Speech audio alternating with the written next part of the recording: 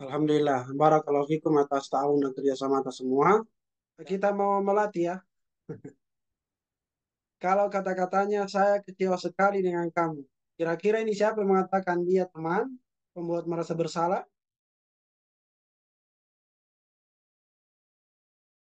Iya Pak, maaf soalnya saya baru lihat di kelas. Mantap. Bapak sangat apresiasi setiap siswa yang bertugas piket. Nah, jadi Ustadz akan pilih beberapa untuk menjadi keyakinan kita di kelas 5D. Ya, di kelas 5D. Bismillahirrahmanirrahim. Assalamualaikum warahmatullahi wabarakatuh. Alhamdulillahirabbil alamin. Wassalatu wassalamu ala rasulillahil amin wa ala alihi wa ashabihi ajma'in amma ba'd. Para ustadz dan ustazah sekalian yang dirahmati oleh Allah Subhanahu wa taala. Pertama kita banyak bersyukur kepadanya di mana pada malam hari di malam Rabu tanggal 6 6, 6 tanggal 4 Juni. Alhamdulillah kita masih diberikan kesempatan kesehatan untuk bersama di ruang kolaborasi ini untuk kita bersama-sama mengupgrade ya untuk kita sama-sama berbagi dan mengimbaskan apa yang telah kami dapatkan dari PGP atau pendidikan guru penggerak selama kurang lebih 2 bulan ini yang insya Allah itu semua sangat penting dan urgen untuk diketahui oleh para ustadz dan ustadz sekalian selaku pendidik dan tenaga kependidikan di sekolah kita yang tercinta Sedia Lisan Wahda Islamiyah Bantaeng. Selanjutnya, tidak lupa kita mengirimkan salawat dan salam kepada junjungan kita Nabiullah Muhammad Sallallahu Alaihi Wasallam. Allahumma salli wa sallim ala nabiyyina Muhammadin wa ala ali nabiyyina Muhammad. Beliau adalah suri teladan kita, beliau adalah guru utama kita, gurunya seluruh manusia. Oleh karena itu, patut kita banyak berterima kasih, ditandai dengan banyak membaca salawat untuk Allahumma salli ala nabiyyina Muhammadin wa ala ali nabiyyina Muhammad. Mohon maaf sebelum kita lanjut, apakah suara saya jelas? Jelas Ustaz. Baik, syukron. Baiklah, pada malam hari ini sesuai dengan agenda yang kita rencanakan atau kami rencanakan bersama KIP, berupa pengimbasan budaya positif sekolah kita yang insya Allah akan kami paparkan sesuai dengan kemampuan pemahaman yang telah kami dapatkan dari fasilitator, dari guru pengajar praktik, dan juga dari LMS. Fasilitator itu adalah Bapak Lasiara. Kemudian untuk pengajar praktik kami itu bernama Ibu Husna dan saya sendiri selaku TGP Abdul Waris SDI. Baiklah, sebelum kami lanjut, untuk lebih jelasnya kami akan share screen. Mudah-mudahan bisa jelas juga di layar Ustadz dan Ustadz sekalian. Apakah sudah kelihatan?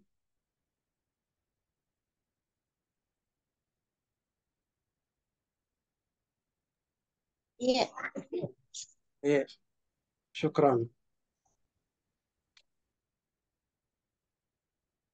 Baiklah,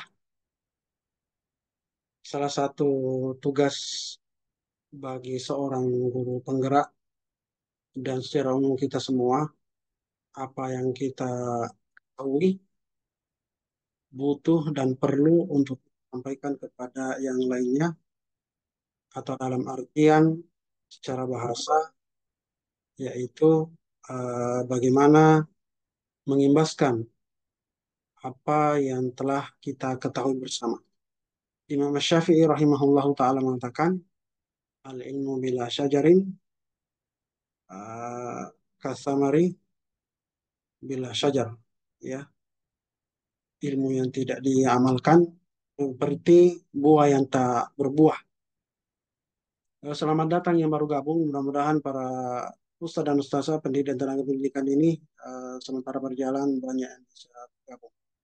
Eh, Baiklah, sesuai dengan agenda kita pada malam hari ini yaitu berbagi eh, modul 1.4 budaya positif. Jadi modul ini adalah modul yang keempat selama kurang lebih 2 bulan. Ya, insya Allah kami akan sedikit menyampaikan atau beberapa hal yang kami ketahui mulai dari slide per slide. Kita melangkah ke slide selanjutnya.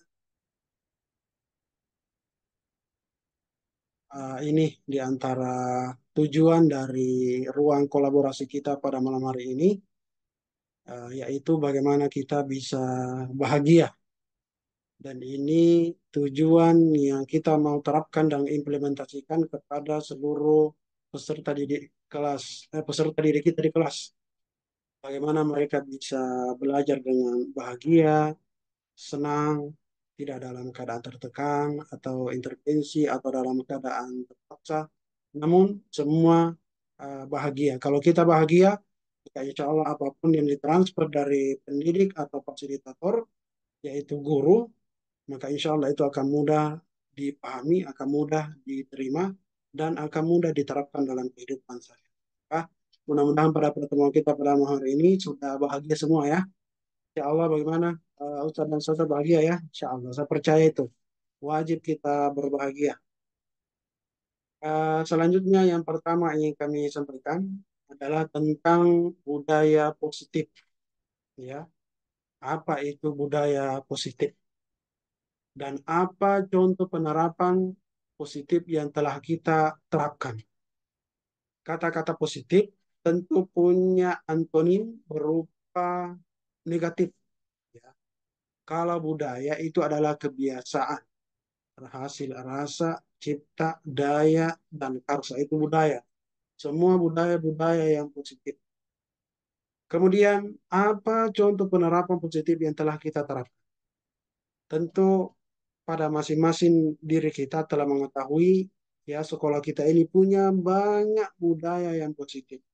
Mulai dari datang berupa penjemputan, saling salam, saling menyapa, kemudian sholat duha, ya, kemudian berdoa bersama, kemudian berzikir, dan seterusnya sampai kita pulang. Itu termasuk budaya-budaya positif. Namun yang dimaksudkan di sini sebenarnya adalah budaya positif itu adalah budaya yang bersifat universal ya tanpa dibatasi oleh apa namanya ras, suku, agama atau doktrin-doktrin tertentu apa saja yang disepakati bersama yang dianggap baik, diyakini bersama kebaikannya, itulah yang dimaksud dengan budaya positif. Baiklah, untuk di sini apa yang dimaksudkan dengan budaya positif, yaitu adalah budaya positif khususnya di sekolah adalah nilai eh,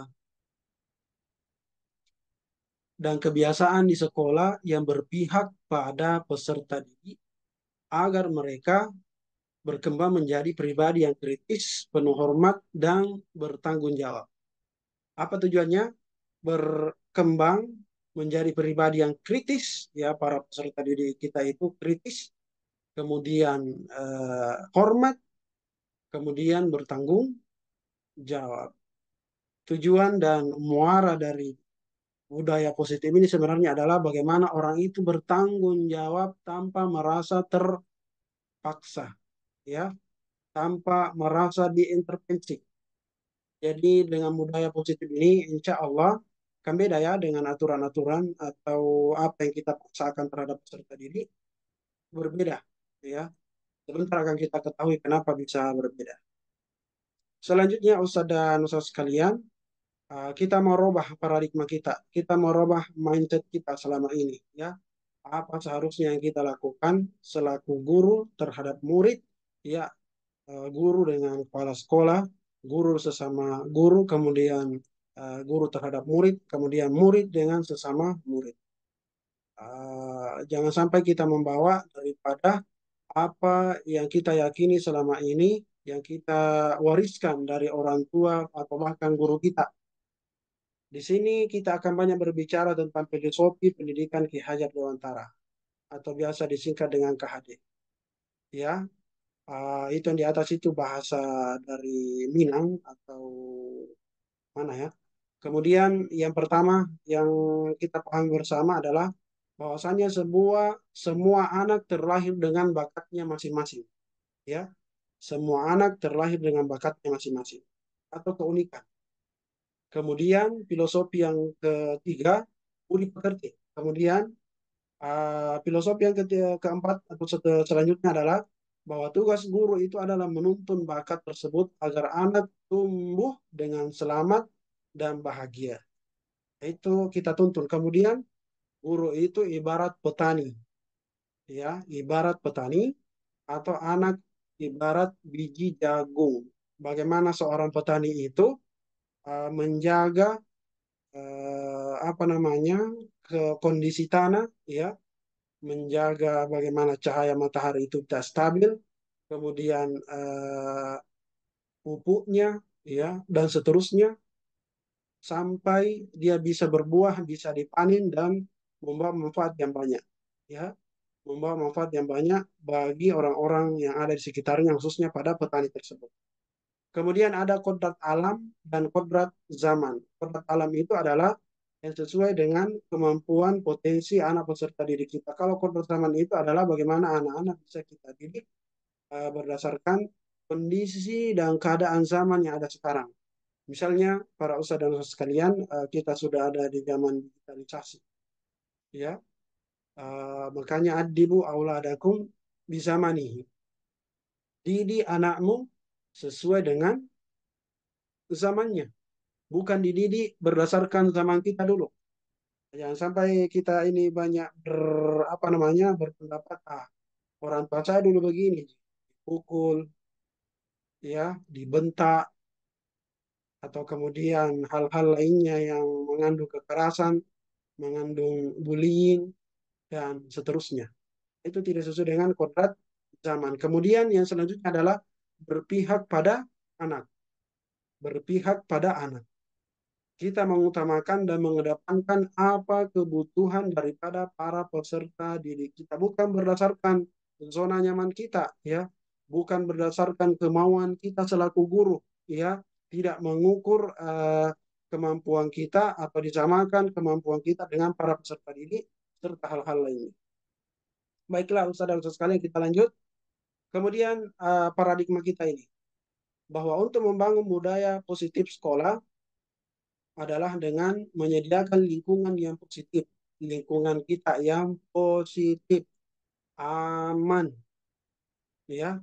Bagaimana sekolah kita sudah lingkungannya sudah positif, saudara sekalian, kita sendiri yang merefleksi itu, ya, dengan kejadian-kejadian yang kita alami selama bergabung di sekolah ini. Kemudian aman, bagaimana sekolah kita, kemudian dan nyaman, aman, nyaman, agar murid-murid mampu berpikir. Kalau kita terancam, misalnya dengan saudara kita atau orang yang ada di Palestina itu, ya, kita dalam keadaan perang, tentu tidak bisa berpikir dengan nyaman, ya.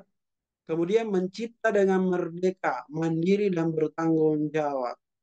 Kemudian selanjutnya adalah lazimnya disiplin dikaitkan dengan kontrol, ya, kontrol. Dalam hal ini kontrol guru dalam menghadapi murid. Itu paradigma, dua paradigma paling penting untuk kita garis bawah. Kemudian selanjutnya Ustaz dan Ustaz sekalian, teori kontrol kita ini, apa yang perlu dari seorang tokoh yang bernama Dr. William Glasser dalam kontrol teori untuk miskonsepsi tentang kontrol, bahwa guru itu sepenuhnya mengontrol murid. Maksudnya mengatur murid ini, meremot murid, ya. Saya agak ke bawah ini video supaya kelihatan tanganku. Mengatur murid berdasarkan kemauannya. Dianggap murid itu seperti mainan mobil remote-remote, terserah kita mau ke depan, mau ke belakang. Bukan mobilnya yang mengontrol dirinya, tapi kita yang mengontrol. Kemudian bahwa kritik dan membuat orang merasa bersalah dapat menguatkan karakter. Ini kritik kita terhadap peserta didik. Apakah dibuat dia bersalah, merasa bersalah, atau dibuat dia merasa malu, atau selanjutnya dan selanjutnya, yang kita yakini selama ini itu adalah hal yang baik. Kemudian bahwa semua penguatan positif, efektif, dan bermanfaat. Kemudian bahwa orang dewasa memiliki hak memaksa. Ini kita paradigma-paradigma yang lama ini. Bahwasanya kita orang tua, guru, apakah punya hak untuk memaksa sesuai dengan kehendak hati bersama. Kemudian selanjutnya, usaha sekalian, ada stimulus ini, respon tentang teori kontrol, ada perbedaan mendasar yaitu ada stimulus respon dan ada teori kontrol. Bisa kita lihat bersama di mana ini di slide. Kira-kira mana letak perbedaan dan letak maslahat yang ada pada dua tabel atau kolom ini. Ya, ada stimulus respon. Yang contoh kita sebutkan stimulus respon itu adalah mencoba mengubah orang agar berpandangan sama dengan kita. Kira-kira bagaimana itu, saudara sekalian? Kemudian, kalau teori kontrolnya berusaha memahami pandangan orang lain tentang dunia. Kira-kira yang lebih lapang, yang lebih moderat, ya, dan apa namanya, yang lebih memanusiakan manusia, apakah stimulus respon atau teori kontrol, ya. Jadi warnanya juga agak beda. Kemudian perilaku buruk dilihat sebagai suatu kesalahan. Perilaku buruk sebagai suatu kesalahan. Kita baca sendiri teori kontrolnya. Ya, semua perilaku jadi biasanya untuk lebih kita bijak menilai sesuatu itu dipikir apa tujuannya ini. Tidak semua pencuri itu mencuri karena kesalahannya, tapi memang karena kebutuhannya. Bukankah kita para utama sekalian dalam keadaan terdesak boleh kita menggunakan hal-hal yang sifatnya haram, misalnya makan babi dan seterusnya. Ya. Kemudian orang lain bisa mengontrol saya. Kemudian teori kontrol yang bisa mengontrol diri saya sendiri. Bisa ada perbedaan ini dan seterusnya ke bawah ini. Stimulus respon dan teori kontrol tentang paradigma stimulus respon. Baik, kita melangkah saja Ustaz dan sekalian. Ah, kira-kira apa itu makna disiplin? Ada yang bisa jawab di kolom chat atau bersuara langsung, apa itu disiplin?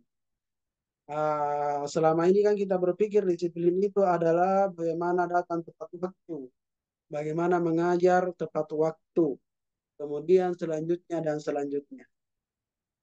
Ya, ada yang bisa memberi pandangan tentang disiplin? Kita berbagi di sini, saudara sekalian. Kolom chat kah atau suara langsung?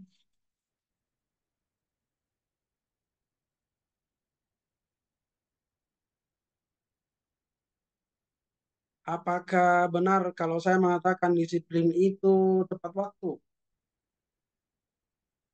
Disiplin itu adalah eh, taat aturan. Jadi apa yang saya sebutkan itu hanyalah bagian-bagian kecil, partikel dari kata disiplin itu. Baik, kita akan ketahui selanjutnya. Eh, Bahwasanya disiplin itu sering dikaitkan dengan patuh, teratur, ya, juga sering dikaitkan dengan hukuman. Padahal itu sungguh berbeda, karena belajar dengan disiplin tidak harus dengan memberi hukuman. Di setiap kedisiplinan itu ditegakkan tidak hanya dengan hukuman, tapi itu justru salah satu alternatif terakhir. Jadi menghukum siswa itu adalah alternatif terakhir. Dan kalau perlu jangan digunakan sama sekali. Masya Allah ya. Itu sangat menarik. Kemudian Ki Hajar Dewantara menyatakan bahwa untuk mencapai kemerdekaan atau dalam konteks pendidikan kita saat ini dan untuk menciptakan murid yang merdeka, syarat utamanya adalah harus ada disiplin yang kuat. Kita tadi sudah berbicara tentang disiplin, kemudian bagaimana cara menegakkan disiplin itu. Kemudian di sini untuk mencapai kemerdekaan harus ada disiplin yang kuat. Yang dimaksud adalah disiplin diri, memiliki motivasi internal, ya, punya rasa optimisme yang tinggi, kemudian memiliki motivasi apa namanya? Kita memerlukan pihak lain untuk mendisiplinkan kita. Ya, maksudnya kita butuh dukungan orang. Kemudian selanjutnya saudara sekalian, teori motivasi perilaku manusia. Jadi ada namanya teori motivasi eksternal, ada internal, Kemudian teori-teori lainnya itu sudah apa namanya dijelaskan ya. Kalau untuk teori eksternal apa? Kalau teori internal ya, salah ketik ini teori internal apa? Kemudian teori tujuan disiplin apa? Kita bisa baca bersama di sini Ustaz-Ustaz sekalian.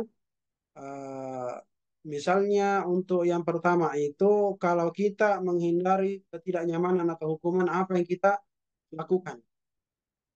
Kalau mendapatkan imbalan, ya, kemudian menghargai diri sendiri. Jadi ketika kita melakukan sesuatu, apakah kita takut dihukum atau mengharapkan imbalan atau menghargai diri kita sendiri. Jadi kita melakukan sesuatu motivasi itu, misalnya kita rajin ke sekolah, apa motivasi kita? Misalnya kita takut dihukum, ataukah kita berharap ada imbalan, ataukah memang menghargai diri sendiri? Yang mana kira-kira lebih tepat untuk kita lakukan Ustaz dan Ustaz sekalian? Ya, baiklah kita melangkah.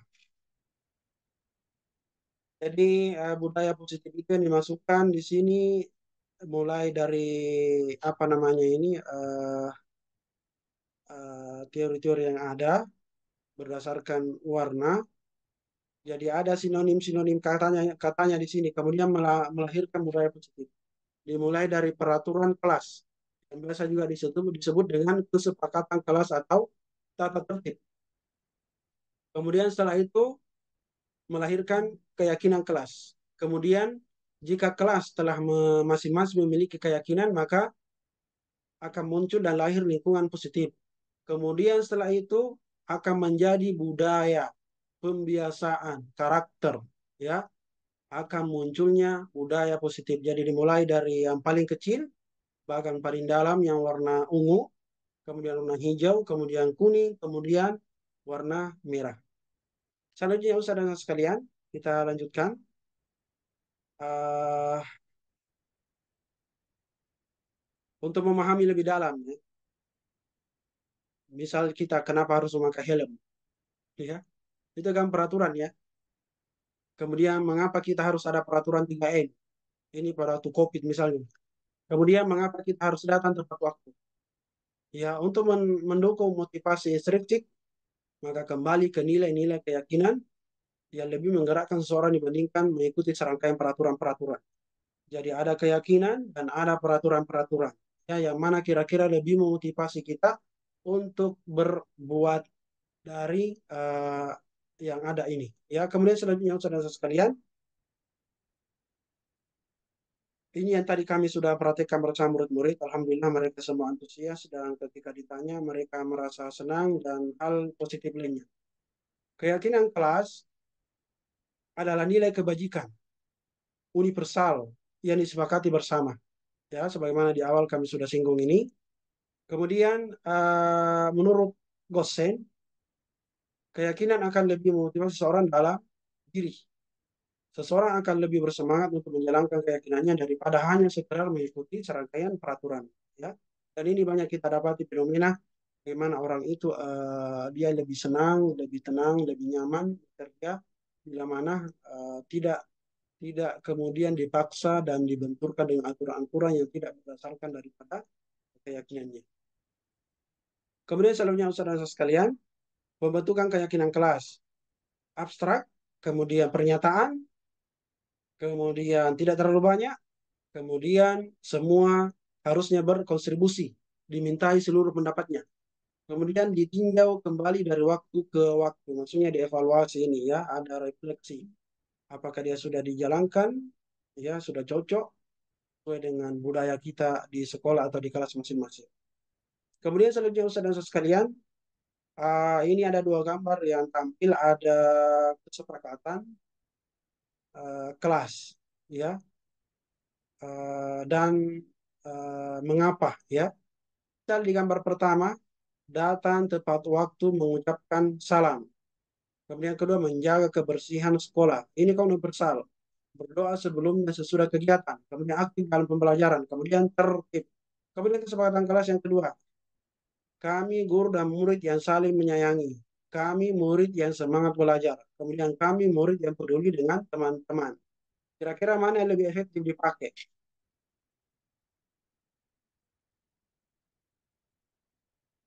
Ya, kesepakatan kelas yang pertama ataukah kesepakatan kelas yang kedua? Jadi, yang paling baik untuk kita pakai adalah yang kedua karena dia universal, universal dan kalimatnya lebih mengarah kepada kami. Ya, kami. Kalau yang di sebelah kiri itu dia abstrak, nggak tahu siapa apa namanya subjek, objek dan predikatnya. Baik kita melangkah usaha-usaha sekalian. Ya, selamat datang yang baru gabung.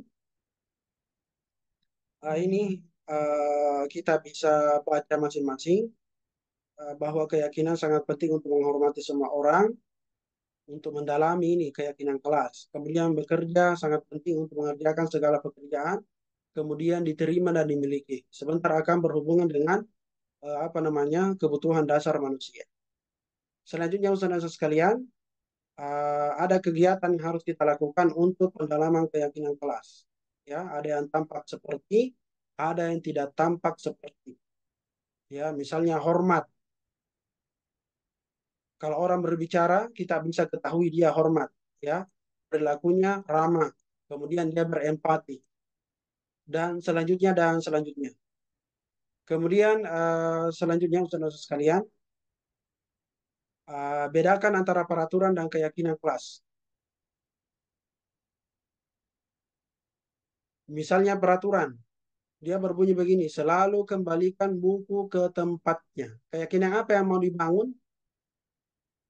Ketika kita meminjamkan anak-anak buku-buku dari pojok baca misalnya, maka yang penting adalah eh, kita mau bangun kepada peserta didik mengembalikannya di tempatnya. Itu sebagai bentuk tanggung jawab. Nah, ini dilarang mengganggu orang lain. Ini ciri khas peraturan, dilarang. Ya, tata tertib itu dilarang ya, rata-rata. Maka untuk kebajikan yang dituju adalah menghormati orang lain dan diri sendiri. Hadir di sekolah 15 menit sebelum pembelajaran dimulai. Maka kebajikan yang dituju adalah menghormati orang lain, komitmen pada tujuan. Dilarang melakukan kekerasan, yaitu keselamatan, menghormati orang lain. Dilarang menggunakan narkoba, berarti kesehatan. Pergantian menunggu giliran, berarti menghormati orang lain dan sabar. Kemudian gunakan masker, itu untuk kesehatan dan keselamatan. Kemudian jangan berlari. Apa yang diharapkan dari sana, kebajikan diharapkan dari sana adalah keamanan.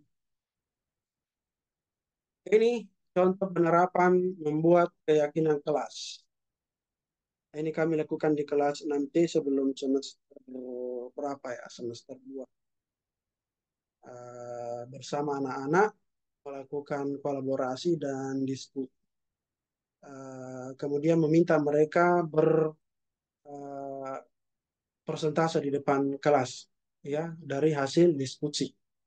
Kemudian yang kedua, guru harus mendampingi mereka ketika membuat keyakinan kelas. Nah, itu contoh penerapan. Tentu ada lagi contoh-contoh yang lain seperti tadi yang kami videokan ya. Kemudian yang selanjutnya uh, kita dihukum oleh penghargaan. Uh, Bagaimana penghargaan itu sebenarnya kita tempatkan? Ya, misalnya di sini ada jangka pendek dan ada jangka panjang. Kemudian penghargaan menghukum. Kemudian penghargaan mengurangi ketepatan. Penghargaan tidak efektif dan penghargaan merusak hubungan. Ya, jadi penghargaan itu uh, ada positif dan negatifnya. Ada mudorot dan ada masalah kalau kita tidak bisa mengkondisikan diri dengan sebaik mungkin. Dia pengaruhnya jangka pendek atau bisa jangka panjang. Kemudian yang lain adalah penghargaan itu adalah menghukum. Siapa yang di sini menghukum maksudnya? Orang yang tidak mendapatkan penghargaan. Kemudian penghargaan mengurangi ketepatan. Kenapa? Karena sudah kita sepakati bahwa jika melakukan hal yang demikian, maka ya konsekuensinya seperti ini, apresiasinya seperti ini. Kemudian penghargaan tidak efektif. Bahaya juga ya, kalau misalnya setiap datang tepat waktu, mau lagi dikasih hadiah, setiap pungut sampah mau lagi dikasih gula-gula, habis kini, ya. Kemudian penghargaan merusak hubungan. Kenapa jamaah sekalian? Karena yang pertama, boleh jadi orang itu patuh sama kita karena sering dikasih sesuatu. Kemudian yang lainnya mungkin dia merasa iri, ya, karena tidak mendapatkan apa yang didapatkan oleh eh, apa namanya orang lain tersebut. Oh, iya. Masya Allah ya, saya baru buka chat. Kemudian yang selanjutnya, Ustadz dan Ustadz sekalian, kita masuk ke apa namanya slide selanjutnya.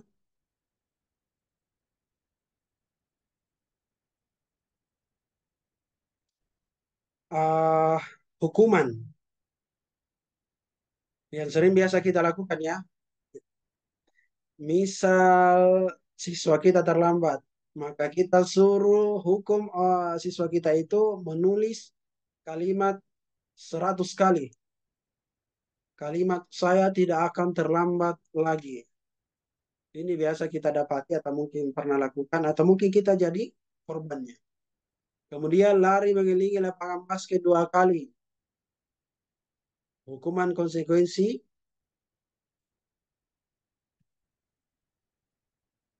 hukuman konsekuensi adalah eh, konsekuensinya adalah hukuman ya. Kemudian push up, apa konsekuensinya? Itu hukuman. Menggantikan kertas tugas teman yang tercoret-coret, konsekuensi.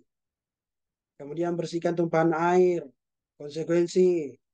Disuruh mengenakan sepatu seharian karena tidak mengenakan sepatu hitam, hukuman. Konsekuensi, mengelilingi lapangan basket 2 kali karena terlambat 10 menit. Jadi bedakan konsekuensi dengan hukuman. Kalau konsekuensi itu adalah karena sesuatu diganti dengan sesuatu. Ya, karena melakukan sesuatu diganti dengan sesuatu. Selanjutnya perbedaan hukuman dan konsekuensi. Hukuman menyakitkan, ya. Konsekuensi sesuatu harus terjadi. Kemudian membenci kedisiplinan, ya, dan seterusnya ke bawah. Kemudian selanjutnya Ustaz dan Ustaz sekalian, nah ini dia kebutuhan dasar kita manusia. Ya, sepertilah bahan pokok, 9 bahan pokok. Kalau di sini adalah 5 bahan pokok kebutuhan dasar primer. Yang pertama, survival. Mohon maaf, Ustaz-Ustaz sekalian kalau ada bisa bahasa Inggris, apakah cara bacanya bagaimana? Survival. Survival itu bagaimana seseorang bisa bertahan hidup. Itu dasar kita. Kita datang di sekolah bawa uang jajan, bawa bekal, supaya kita tidak lapar, supaya kita tidak mati. Itu kebutuhan. Kebutuhan yang lain adalah cinta, kasih, dan diterima. Ini juga kebutuhan Ustaz sekalian. Kita butuh dicintai oleh orang tua kita. Kita butuh dicintai oleh saudara-saudara kita. Kemudian kita butuh untuk dicintai oleh anak-anak kita. Bahkan kita butuh dicintai oleh pasangan-pasangan kita. Ya, begitu pula kita diterima di masyarakat. Kita diterima dimanapun itu adalah kebutuhan dasar. Coba kalau datang di sekolah, tapi tidak ada yang suka ki. Anak-anak tak tidak suka sama gurunya, atau guru tidak suka dengan guru lain. Begitu pula dengan guru tidak disukai oleh kepala sekolahnya, atau kepala sekolahnya tidak disuka oleh gurunya. Ya, kemudian selanjutnya adalah kesenangan. Ya, kesenangan orang pergi rihlah, rekreasi, studi tour atau studi tiru dan apalah, pergi shopping dan seterusnya. Ya, sekarang jadi konten-konten apa itu cari kesenangan. Ini kebutuhan. Kemudian penguasaan. Seseorang itu dia butuh untuk menguasai sesuatu. Ya, dia bisa mengatur, ya, dia bisa memiliki dan seterusnya. Kemudian yang paling terakhir adalah kebebasan, bebas, ya, kita mau kemana, mau ke situ, mau lakukan apa, itu salah satu kebutuhan dasar manusia. Baiklah, kita akan urai dan jabarkan selanjutnya.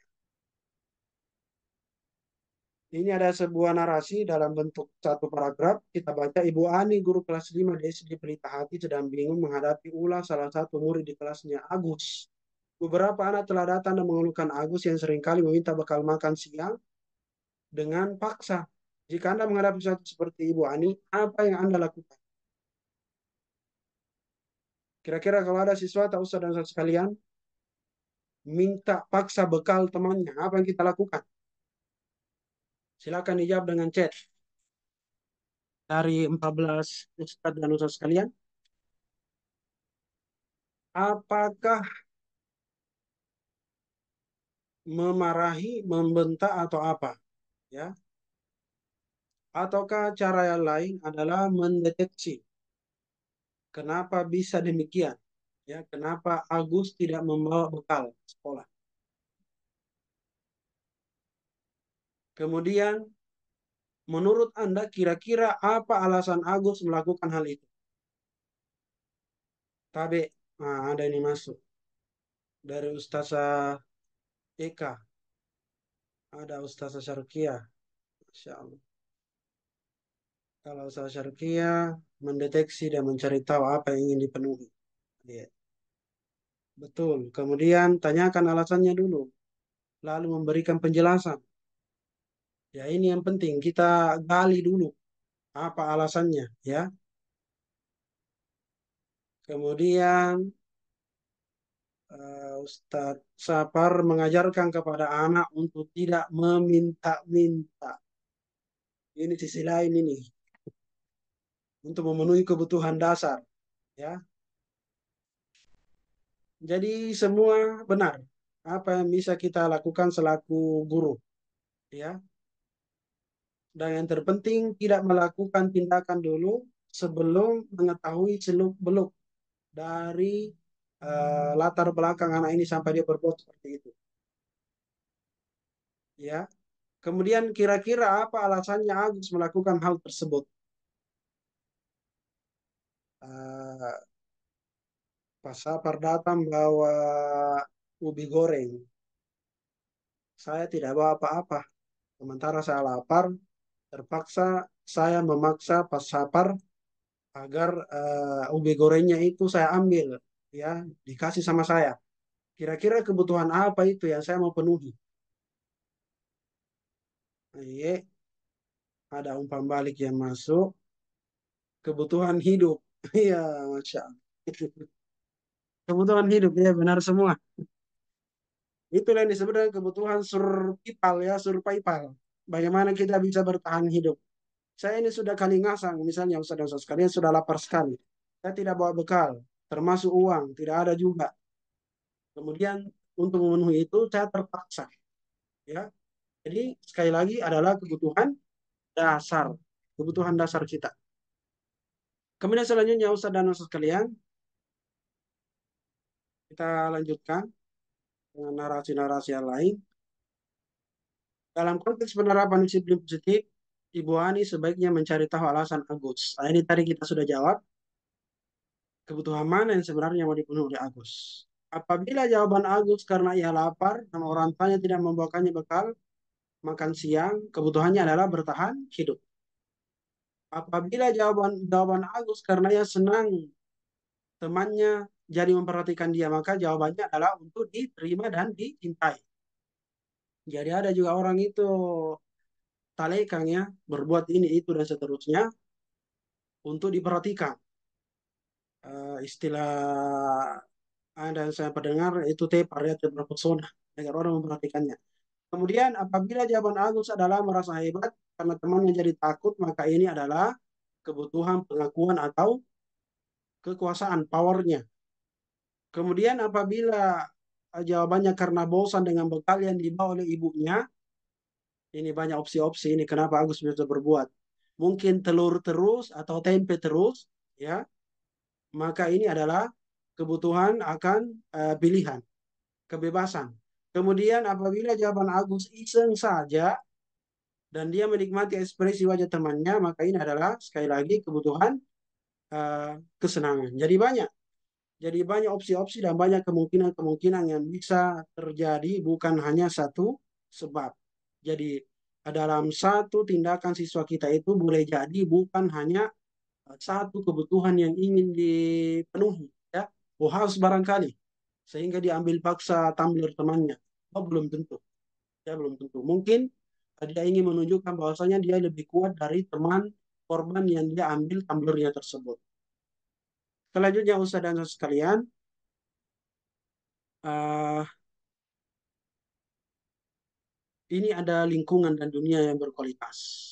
Dan ini yang kita harapkan muara dari lingkungan sekolah kita di SDT Alisan Wahda Islamiyah Bantaeng. Ya,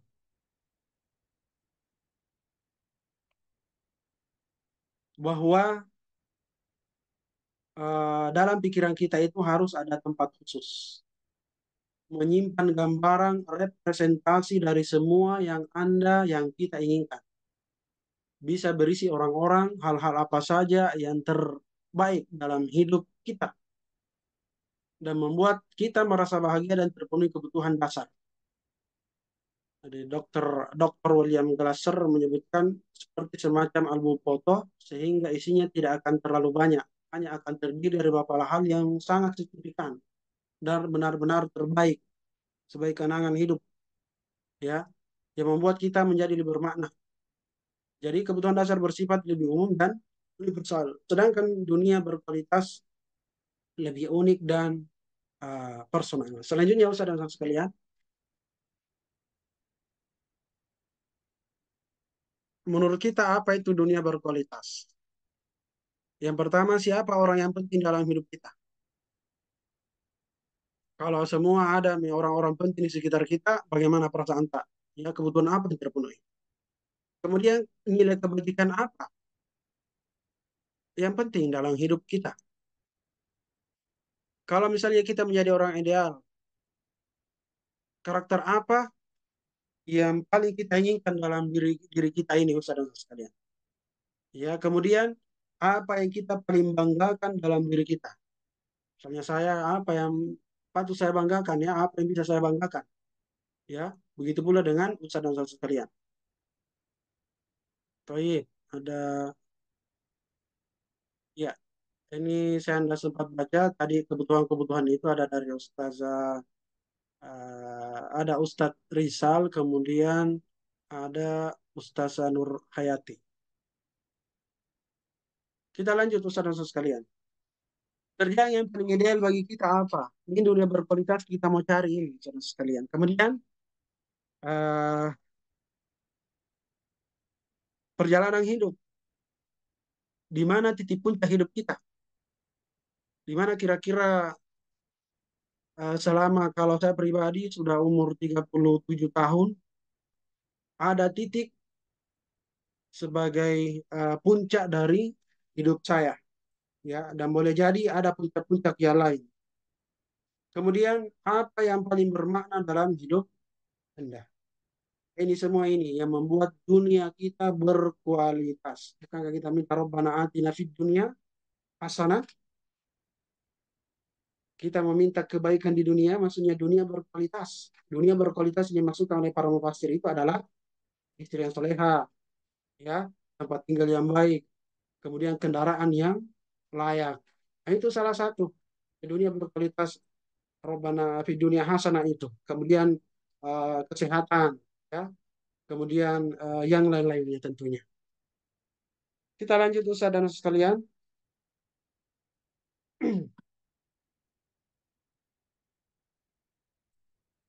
Ada 5 posisi kontrol, restitusi, mengontrol orang, ya.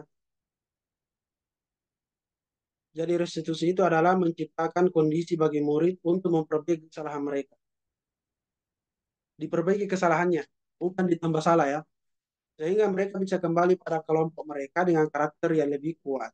Kembali ke kelompok mereka maksudnya adalah tetap pede meskipun dia pernah berbuat salah dan lebih baik lagi. Kemudian selanjutnya Ustadz dan Ustadz sekalian, bagi seorang guru secara khusus, tabe mohon kita perhatikan dengan baik. Ini penting dan urgen untuk kita miliki.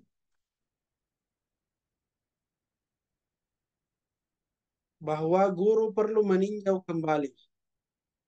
Ya, guru perlu meninjau kembali penerapan disiplin dalam ruang-ruang kelas. Apakah telah efektif? Apakah berpusat, memerdekakan, memandirikan? Bagaimana dan mengapa? Melalui serangkaian penelitian dan berdasarkan teori dari Dr. William Glasser yang berkesimpulan bahwa ada 5 posisi kontrol yang perlu kita terapkan selaku seorang guru dan juga kita sebagai orang tua ya, saudara sekalian dalam melakukan kontrol atau pengawasan.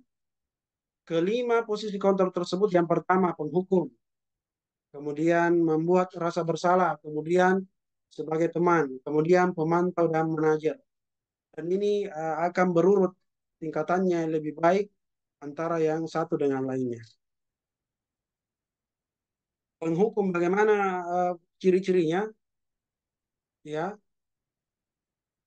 penghukum itu bisa menghukum secara fisik ataupun verbal, menjalankan posisi penghukum.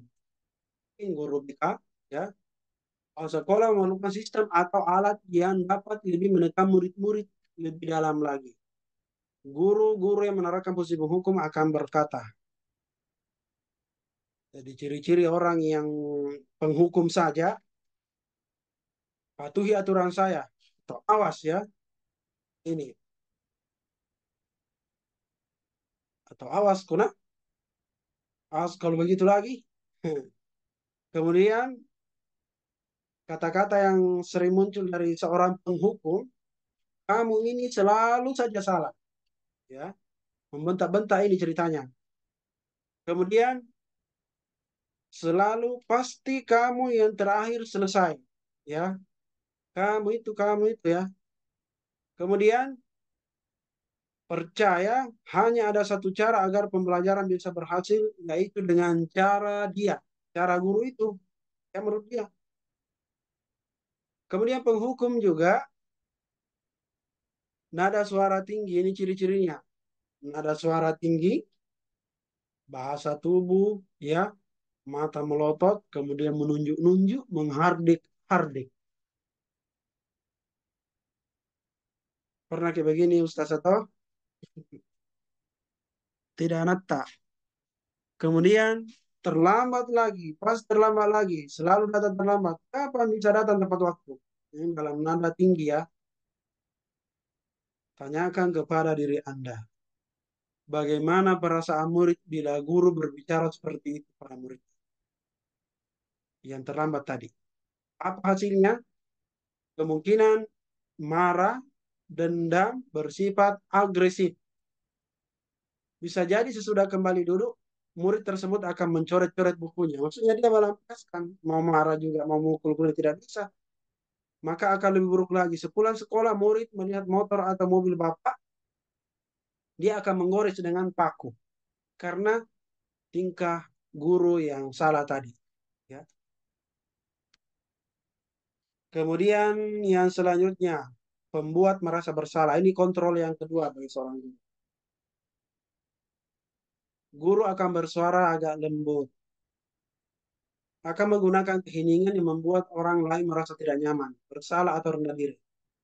Kata-kata yang keluar dengan lembut akan seperti di bawah ini, yaitu, ibu sangat kecewa sekali dengan kamu. Ya, berapa kali Bapak harus memberitahu kamu ya? Gimana coba kalau orang tua kamu tahu kamu berbuat begini?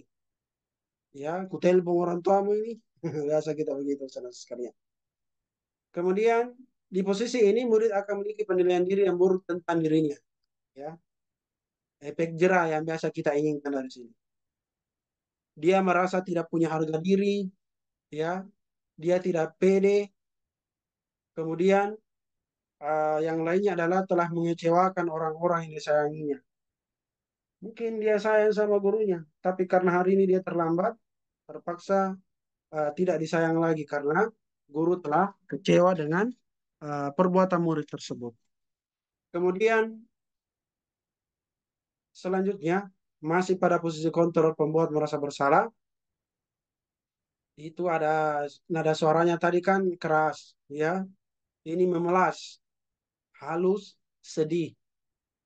Ya, misal, Adi, kamu ini bagaimana ya? Kamu sudah berjanji dengan ibu tidak akan terlambat lagi. Kamu kenapa ya? Senang sekali mengecewakan ibu. Ibu benar-benar kecewa sekali. Dibuat dia bersalah.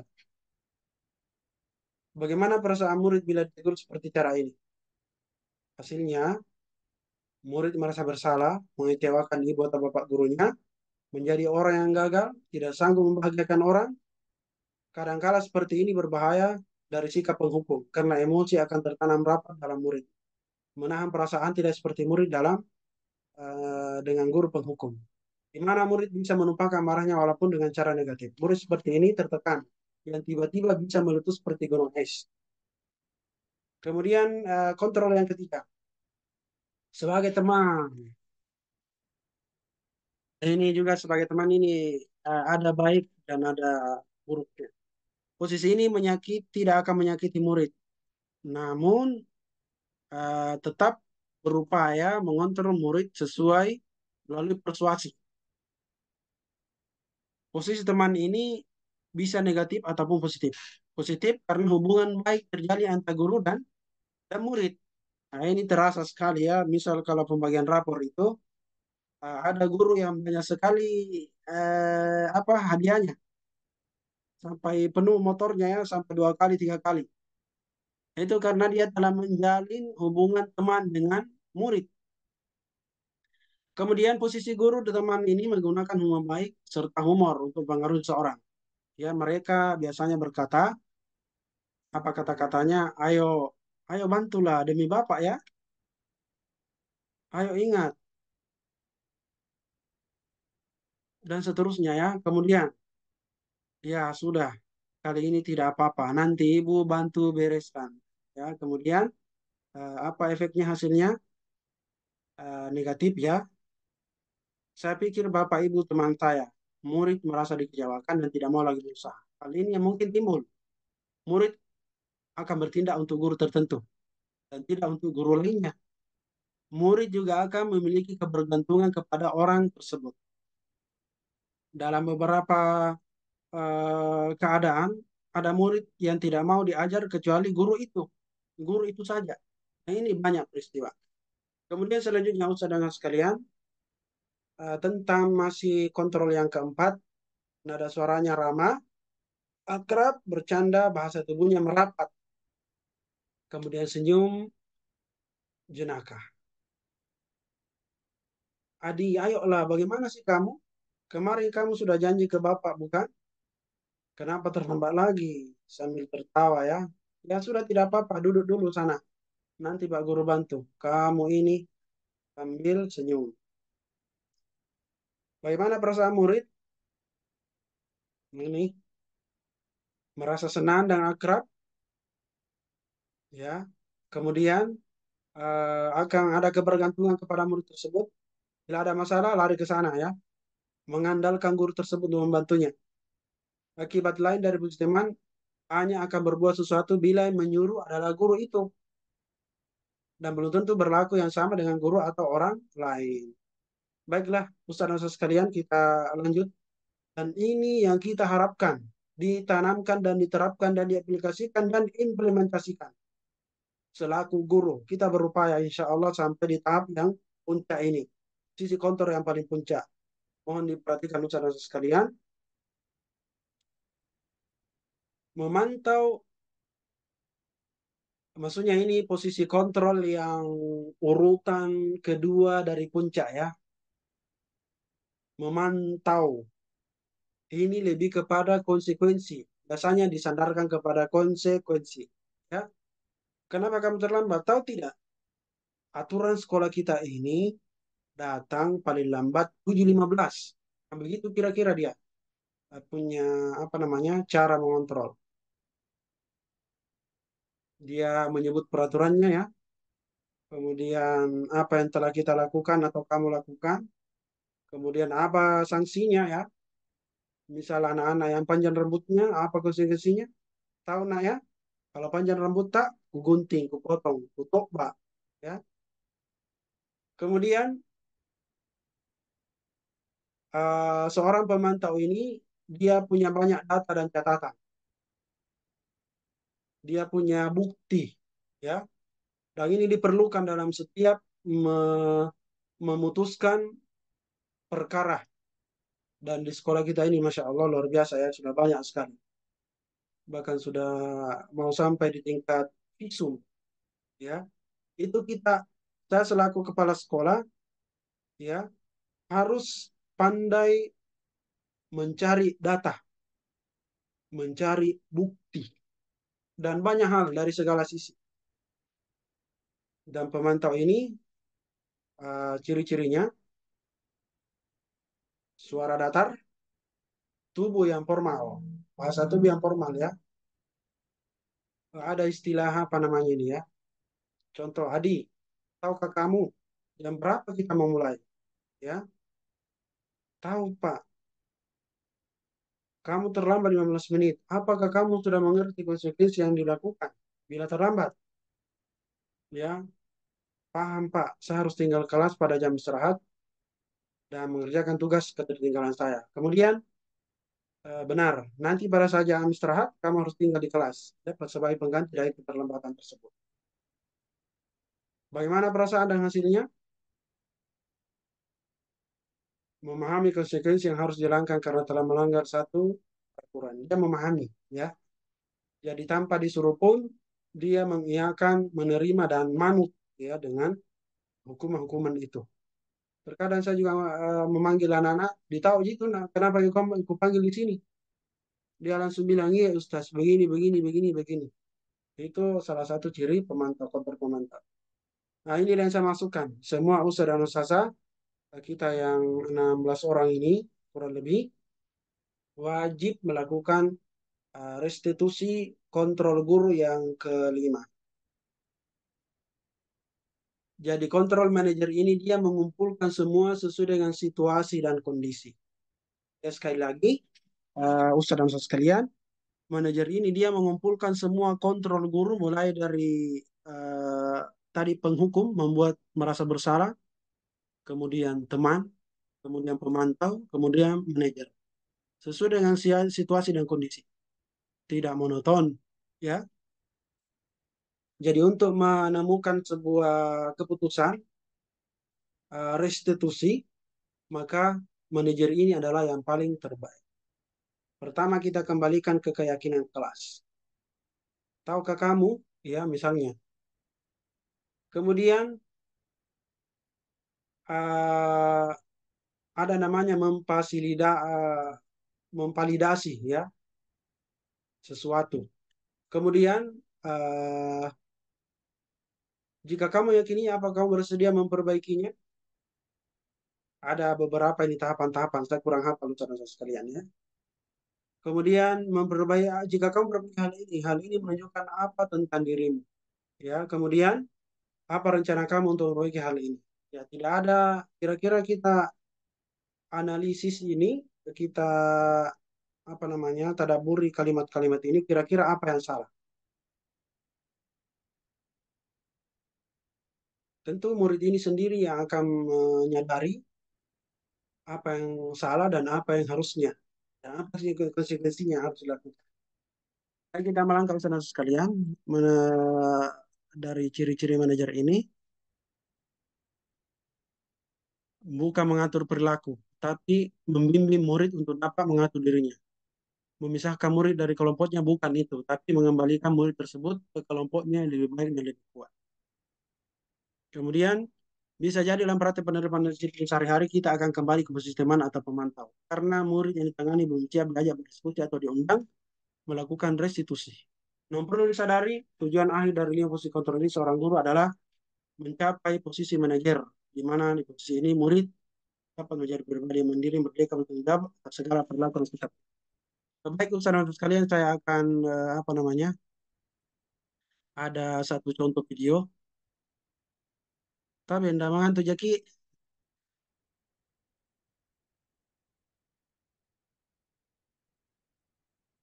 Ayo, baiklah kita lanjut terus ya. Eh, Ini ada beberapa masih yang dilanjutkan. Semoga kita sudah paham Ustaz dan Ustaz sekalian ya.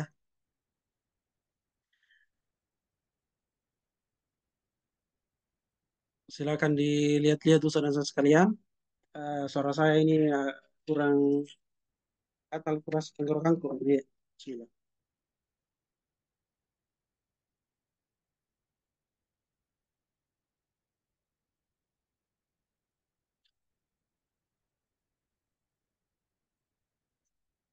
Ya, Masya Allah, Barakallahu fiik. Ya, Alhamdulillah kalau ada begini semangat lagi untuk menyampaikan materi meskipun apa adanya dan mudah-mudahan ya sedikit banyak bisa membawa manfaat buat sekolah kita. Kita lanjut, saudara-saudara sekalian. Eh, kita bisa baca sendiri. Di sini tujuan akhir dari kontrol itu bagaimana murid itu merasa bertanggung jawab terhadap kesalahan yang telah dilakukannya, serta mencari solusi agar tidak terjadi lagi. Ya, agar tidak terjadi lagi. Bagaimana Ustaz sekalian bisa kita posisikan diri tak sudah dipaham? Pilih yang mana Ustaz sekalian? Kalau saya pribadi sampai pada hari ini biasa saya masih pada posisi menghukum atau pada posisi membuat siswa itu menyesal bersalah gerah ya. Eh, Kalau saya sadari seperti itu, meskipun saya harus wajib melangkah ke posisi manajer ini. Ya Alhamdulillah, Barakallahu fiik. Saya Syarkiyah, Ustaz Nurliyah ya. Kita seterusnya melangkah. Alhamdulillah sejauh ini sudah lumayan jauh ya. Ini kalau kita mau nonton Ustaz sekalian, jadi ini di atas ini yang paling atas, ini dari kementerian. Kalau yang di bawah ini saya punya video tersendiri yang saya apa namanya sudah buat dibantu oleh Humas. Nantilah kita nonton-nonton ke sempat ya, saudara sekalian. Nah, ini kesimpulan dari beberapa yang kita sampaikan tadi. Ada motivasinya, kemudian ada identitas gagal, ada berhasil, dan ada sukses. Disebutkan ada memantau, membuat merasa bersalah, ada menjadi teman, ada manajer, dan ciri-ciri kalimat-kalimat yang terlontar dari seorang controlling, ya, controller. Eh, Kalau menghukum, menghardik, kalau membuat merasa bersalah, berceramah, seharusnya kamu begini, aduh, saya kecewa ini. Teman membuat alasan untuk muridnya. Kemudian pemantau menghitung dan mengukur. Kemudian manajer mengajukan pertanyaan-pertanyaan. Ini tadi sudah dijawab ya. Terkait siapa tadi? Adi yang mengambil paksa dari bekal temannya.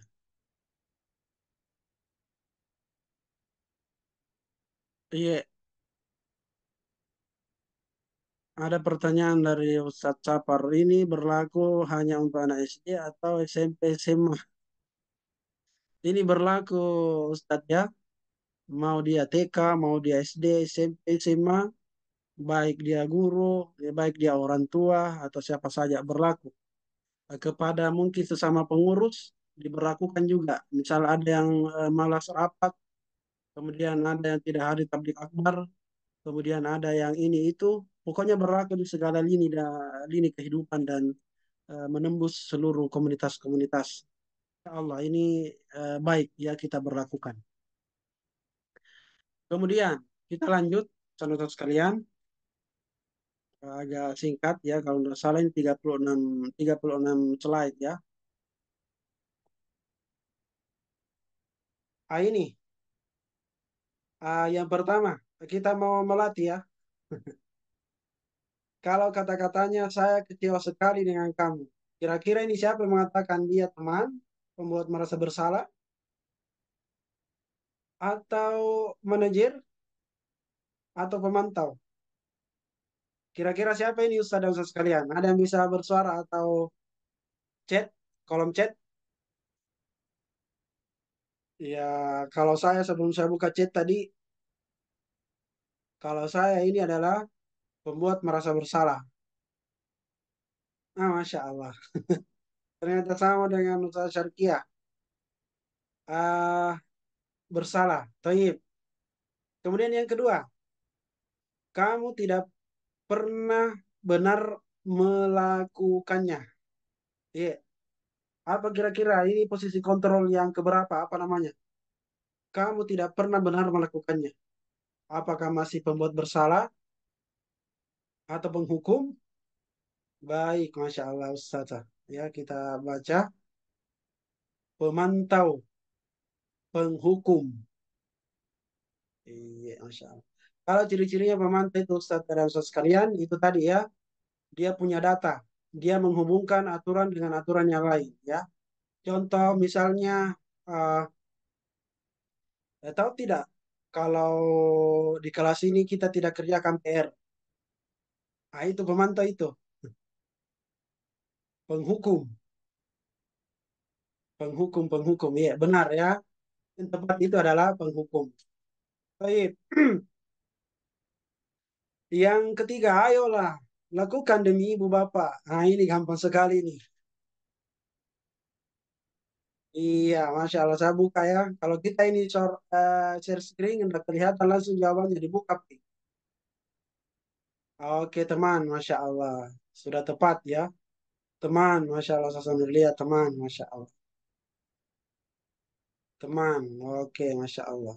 Saya Eka, teman. Barakallahu fikunna. Bagaimana Ustaz Rizal? Masih standby? Baik, kita lanjut. Ini kata pernyataan yang selanjutnya yang keempat. Apakah kamu mau mendapatkan stiker bintang hari ini? Saya sendiri bingung ini apa ini yang mana? Untuk dijawab Ustaz dan Ustaz sekalian. Apakah kamu mau mendapatkan stiker bintang hari ini? Ya, nantilah kita jawab ya. Kemudian, bagaimana kamu bisa menyelesaikan masalah ini? Ya, gampang ini, Ustaz sekalian. Ya, ini apakah kamu mau mendapatkan stiker bintang hari ini? Itu teman kayaknya ya. Oh, manajer. Masya Allah, barakallahu fiik. Sasa Megawati, teman. Iya, Masya Allah. Saya kurang tahu antara teman dan manajer ini ya. Baik, barakallahu fiik. Kemudian, bagaimana kamu menyelesaikan masalah ini? Ini manajer ya.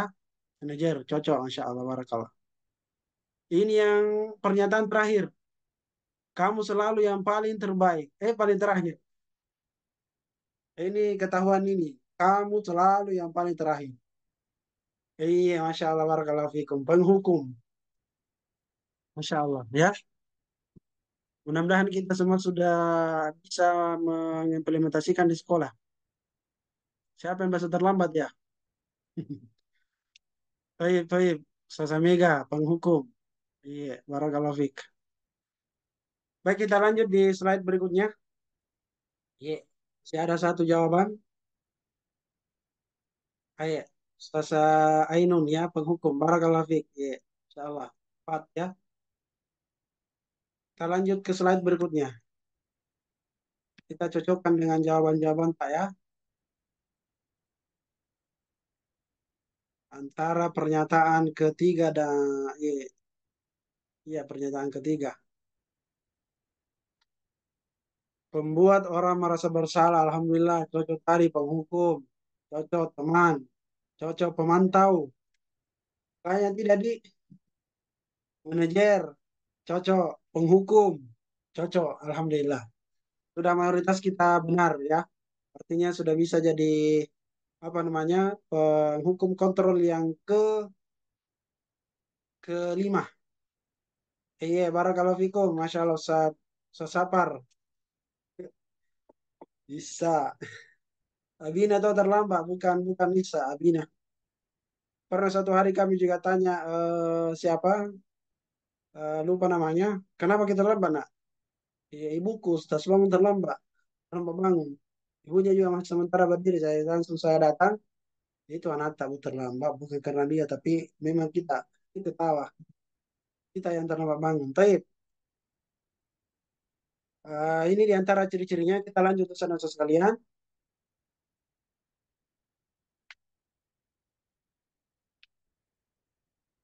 Ada slide untuk bergerak kita di antara mana. Ya, peraturan, pemantau, hadiah, nilai-nilai, manajer, memperbaikinya. Kalau kamu tidak, saya akan. Ya, ini ada prasyarat. Bagaimana supaya dia tidak nyaman? Kemudian untuk memperbaikinya adalah apa yang kamu yakini, bagaimana memperbaiki masalah ini, ya, apa solusinya? Ini yang baik. Kemudian selanjutnya kita masuk ke restitusi. Suatu hari pernah kami upload ini di grup guru HDT bahwa salah satu yang kami sebutkan pada hari itu adalah bahwa menghukum anak dengan cara denda uang itu tidak tepat. Adalah proses menciptakan kondisi bagi murid untuk memperbaiki kesalahan mereka sehingga mereka bisa kembali. Sudah tadi ya, 9 ciri-cirinya. Bukan menebus kesalahan, memperbaiki hubungan, tawaran, menuntun, melihat ke dalam diri. Kemudian mencari kebutuhan dasar yang mendasari tindakan. Kemudian eh, cara yang paling baik untuk memperbaiki diri. Kemudian fokus karakter bukan tindakan. Kemudian fokus pada solusi. Kemudian mengambilkan murid yang berbuat salah pada kelompoknya. Dipahami ya? Khususnya yang 9 ini. Kemudian selanjutnya Ustaz sekalian, jadi ada segitiga restitusi. Nah, ini tadi yang saya lupa ini. Ada namanya memfasilitasi tindakan, kemudian menanyakan keyakinan, kemudian menstabilkan identitas. Bagaimana cara memvalidasi tindakan yang salah? Yaitu kamu tentu punya alasan mengapa kamu melakukan itu. Misalnya ada anak yang apa namanya eh, melintasi taman. Kita tanya kenapa Ki melintasi taman? Dia tidak langsung dipukul. Kemudian cara memfasilitasi tindakan yang salah adalah ada cara lain yang bisa kita lakukan tanpa lewat di taman ini, ya, misalnya. Kemudian menanyakan keyakinan. Eh, Nilai apa yang kita sepakati? Yaitu bahwa jangan melintasi taman, tapi lewat melalui apa itu yang sudah kita siapkan. Contoh lain, kamu ini mau seperti apa? Kemudian cara menstabilkan identitas, yaitu kita katakan bahwa semua orang pasti pernah melakukan kesalahan. Kemudian bahwa bukan cuma kamu satu-satunya yang pernah melakukan kesalahan ini. Ya, ya silakan. Sudah dipahami ya bagaimana saya kembali, Afwan, bagaimana memvalidasi tindakan salah, menstabilkan identitas, kemudian menanyakan keyakinan. Ini yang disebut dengan segitiga restitusi.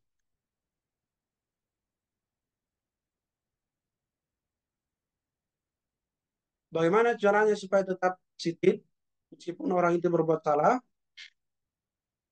bahwa salah itu manusiawi. Tidak ada manusia yang sempurna Bapak Ibu, juga buat salah kita pasti bisa menyelesaikan permasalahan ini. Ini kira-kira dia posisi segitiga restitusi yang mana memfasilitasi, memvalidasi kesalahan, menstabilkan identitas atau apa? Ya, kita kembali meninjau, yaitu memvalidasi tindakan yang salah. Ini kita mendeteksi satu-satu ya. Kemudian selanjutnya saudara sekalian, untuk validasi kesalahan, misal guru berkata kamu bisa saja melakukan hal yang lebih buruk, tapi kamu tidak melakukannya kan? Kemudian pertanyaan semacamnya, apakah kamu bisa melakukan dengan lebih baik lagi besok? Itu validasi kesalahan. Kemudian menanyakan keyakinan. Maksudnya menanyakan keyakinan itu adalah dihubungkan dengan norma tata tertib.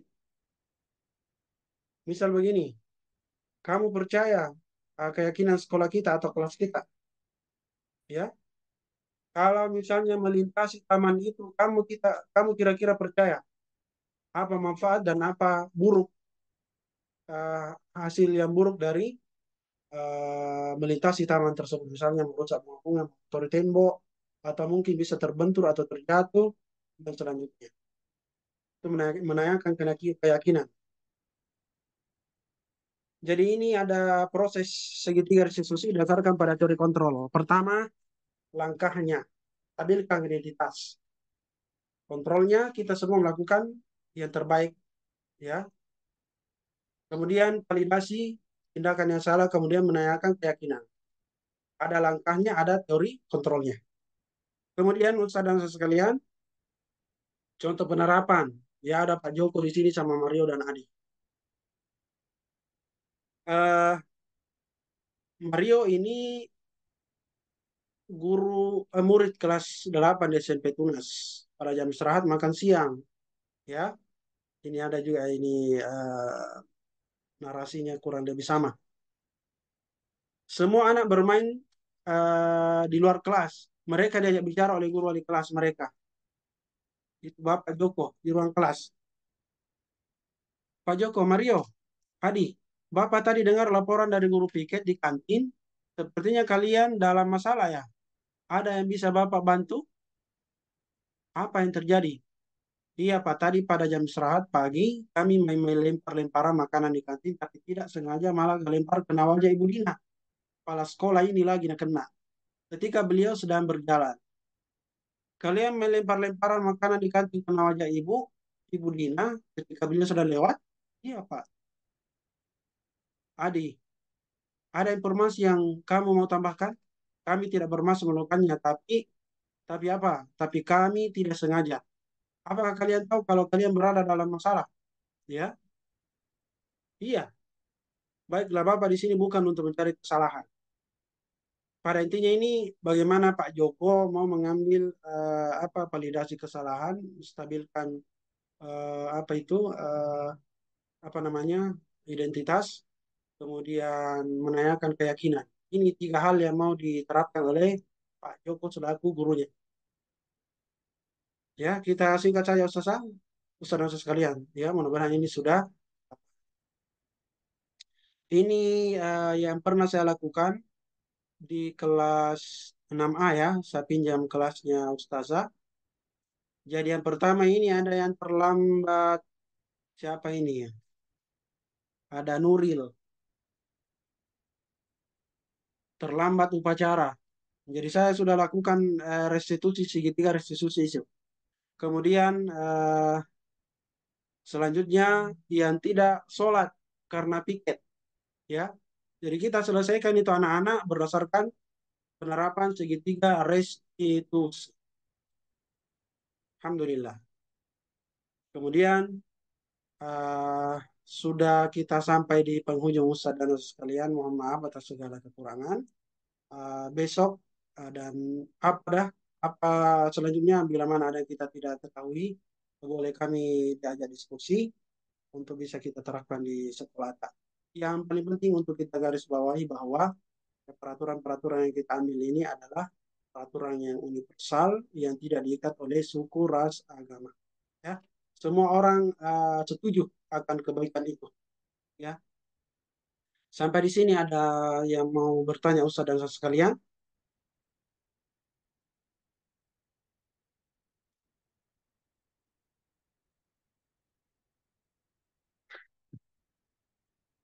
Iya Ustaz, insya Allah biar di share di mana ini terserah supaya bisa kita pahami bersama ya. Iya. Mudah-mudahan tidak ada yang bertanya ya. Maksudnya kan kalau tidak bertanya, alhamdulillah. Kalau bertanya, jangan sampai saya tidak tahu. Iya, mungkin sesi terakhir, Ustaz dan sekalian, saya akhiri daripada stop screen ini, share screen ini, dan mohon kepada Ustaz dan Ustazah eh, sedapat mungkin apa namanya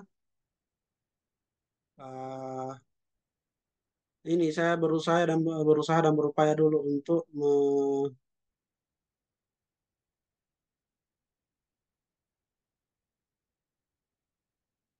ya insya Allah Ustazah ya link YouTube-nya ya insya Allah Ustazah ya. Tapi Ustaz dan Ustaz sekalian bisa diaktifkan videonya di menghadap kemana yang penting tidak menghadap ke kita Ji.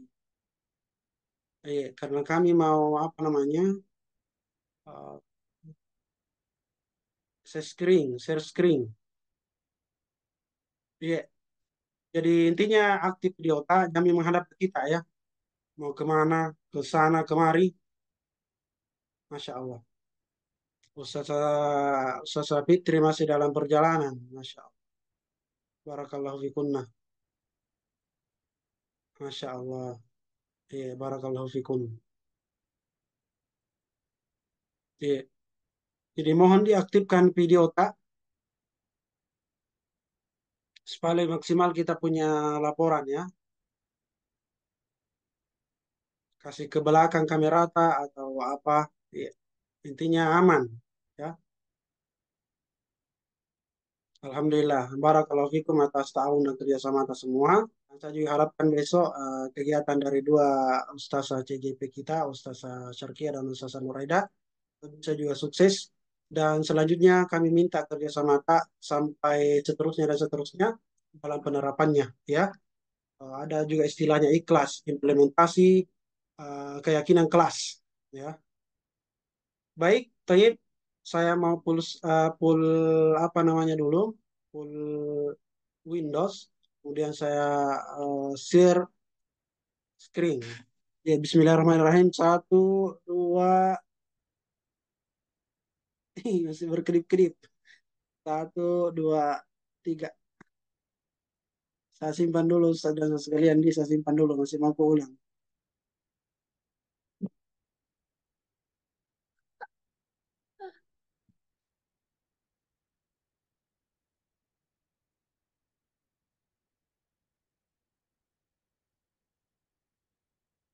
Di satu kali lagi, saudara sekalian ya. Ya.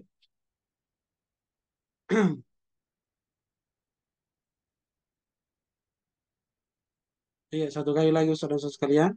Satu, dua, tiga. Iya, Alhamdulillah. Jazakumullahu khairan. Barakallahu fikum. Uh, saya tutup dengan ucapan syukron jazakumullahu khairan. Terima kasih atas ta'awun tak. Mohon maaf bila mana ada kata yang tidak berkenan dan mohon kami diingatkan bila mana ada perkataan dan perbuatan selama keseharian kami bersama antum semua tidak sesuai ya. Nanti ada yang bilang cari tanah itu Ustaz. Tidak ada tanda tahu. Iya, barakallahu fiik ya. Saya akhiri apa namanya recordingnya dan boleh kita selanjutnya dan selanjutnya. Assalamualaikum warahmatullahi wabarakatuh.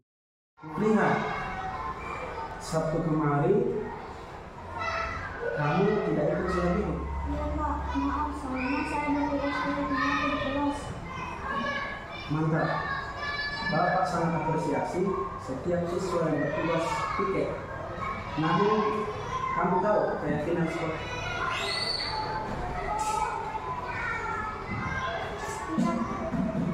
Tidak Pak, soalnya saya tidak ikut sholat di jamaah. Kamu masih ingat dengan keyakinan sekolah kita? Kira-kira apa keyakinan yang perlu kamu terapkan? Tapi mungkin saya bertanya Pak. Nah, kira-kira apa yang bisa kamu lakukan agar kamu bisa menerapkan apa yang sudah kamu lakukan? Saya bisa minta tiket lebih awal sebelum masuk waktu sholat dulu. Mungkin ada cara lain? Saya ikut setelah sholat dulu Pak.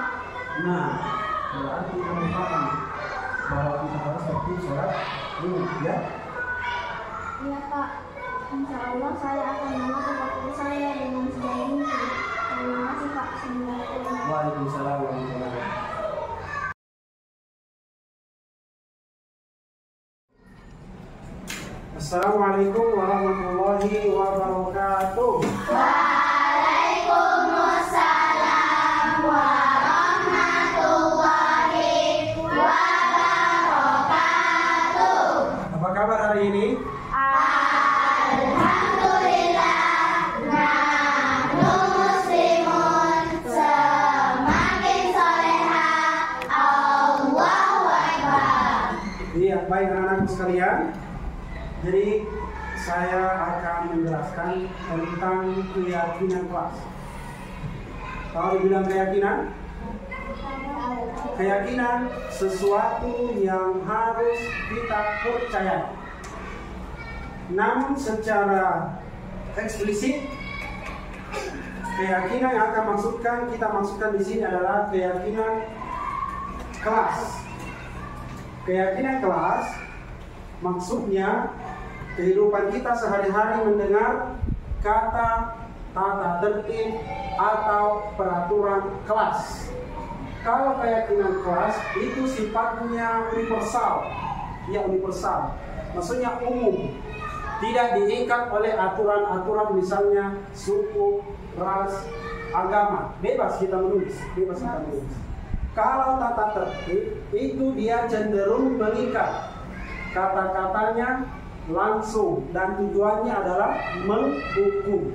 Misal, setiap hari Jumat buku harus pendek, tidak boleh panjang. Itu namanya tata tertib. Yang panjang bukunya kita hukum, apakah dipotong bukunya atau dipotong jarinya. Ya, paham tuh? Paham, insya Allah. Melalui kesempatan ini anak-anakku semua, saya ingin minta pendapat atau curah hati dalam bentuk tulisan.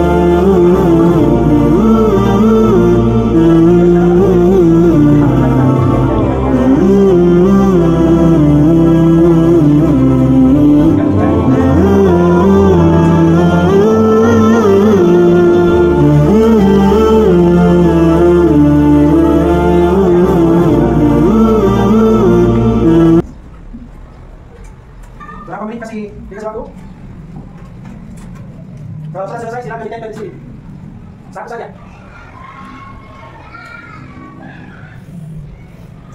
Sudah selesai? Silakan ditempel. Terus kita di sini untuk bantu paling kanan saya di sini berurut ya ke bawah seterusnya. Iya. Boleh.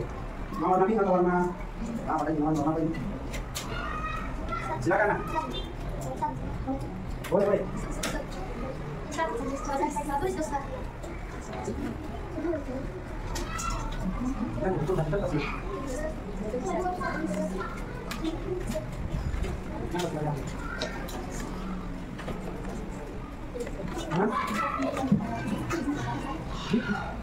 Ya silakan nak. Atau yang sudah selesai silakan. Silakan teteh. Ya, silakan teteh yang sudah selesai supaya tidak lama ya. Kalau sudah ke bawah samping tangannya lagi ya. Samping tangannya lagi. Ya sudah selesai teteh silakan turun nak. Silakan dulu selesai teteh. Ya. Iya.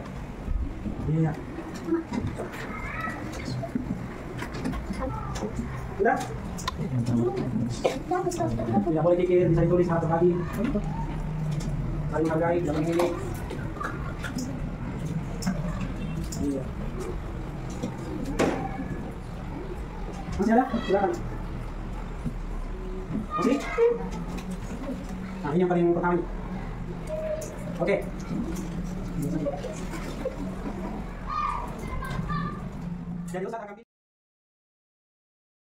Jadi Ustaz akan pilih beberapa untuk menjadi keyakinan kita di kelas 5D.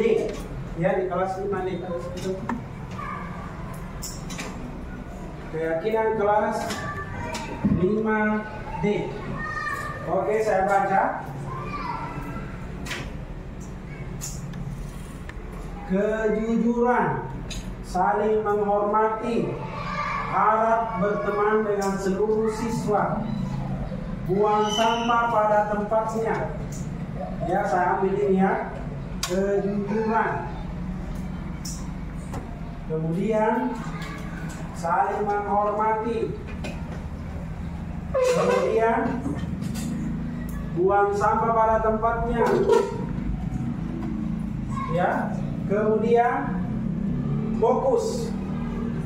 Kalau keyakinan kelas itu tidak boleh banyak-banyak supaya kita mudah hafal. Kemudian saling malu, saya malu datang terlambat. Kemudian membuang sampah pada tempatnya, sama. Kemudian harap tenang. Saya ambil ya, harap tenang. Kita ambil sampai 9. Paling banyak sampai 9. Kemudian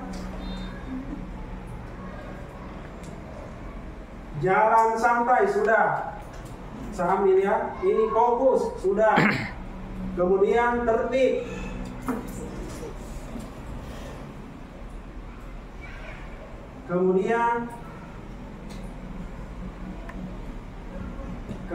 Kemudian datang tepat waktu. Ini disiplin ya, sinonim kata disiplin. Kemudian lebih hemat, bawa bekal sendiri. Ini bawa bekal sendiri, saya ambil lagi ya. 2 lagi. Kemudian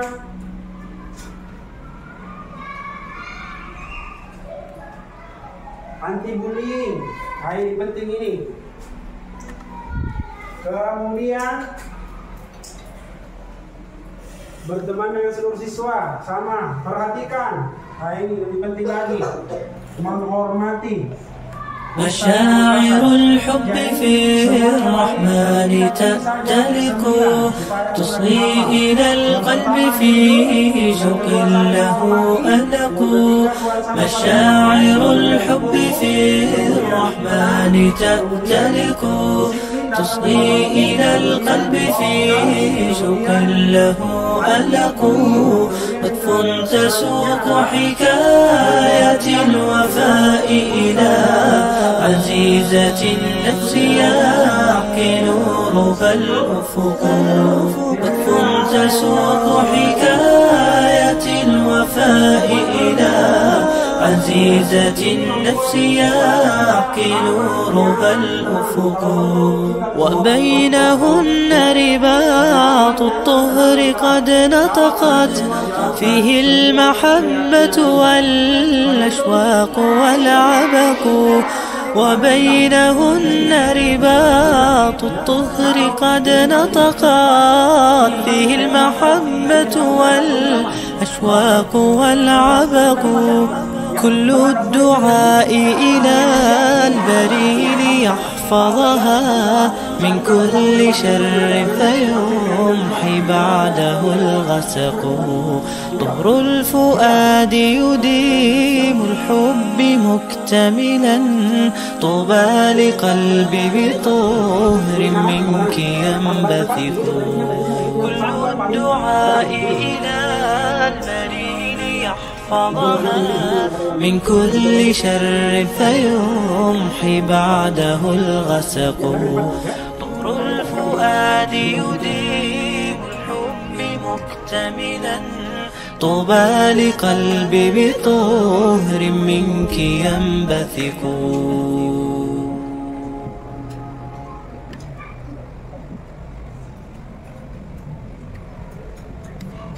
Siap selanjutnya.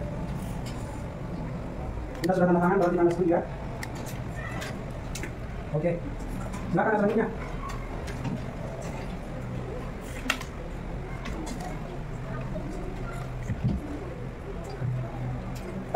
Bisa nama teknis Anda.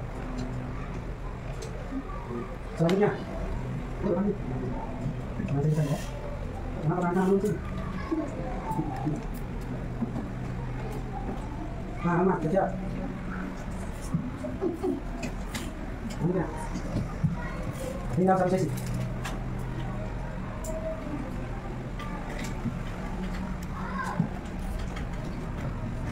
Sambil jalan di absen, saya lanjutkannya.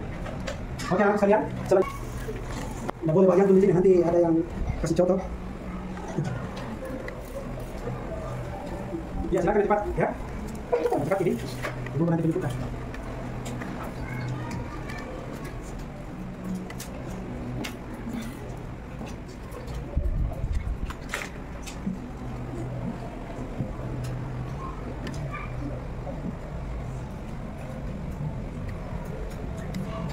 Siap selanjutnya. Kita sudah tanda tangan berarti Anda setuju ya? Oke. Silakan selanjutnya.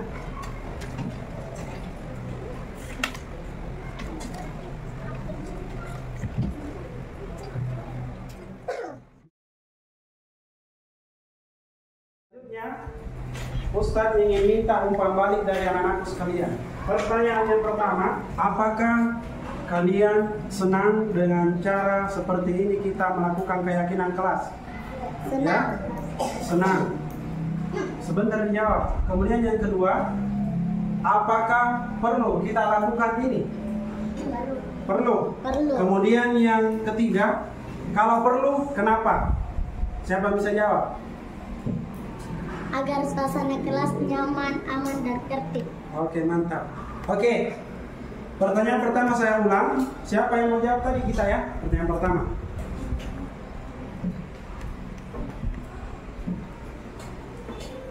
Bagaimana perasaan kamu mengikuti kelas keyakinan kelas ini? Senang? Sedih? Senang. Oke. Menurut kamu, apakah keyakinan kelas itu penting dilakukan? Penting. Nah, selanjutnya. Kalau penting dilakukan, apa alasannya? Supaya suasana kelas bagus. Oke, bagus, aman, nyaman. Oke, terima kasih. Saya kira sudah selesai, anak-anakku sekalian. Terima kasih atas kebersamaannya. Saya akhiri ucapan. Subhanallah wa bihamdi. Asyhadu an la ilaha illa anta, astaghfiruka wa atubu ilaik. Assalamualaikum warahmatullahi wabarakatuh. Waalaikumsalam warahmatullahi wabarakatuh. Ya, sudah selesai tanda tangan, bisa pulang.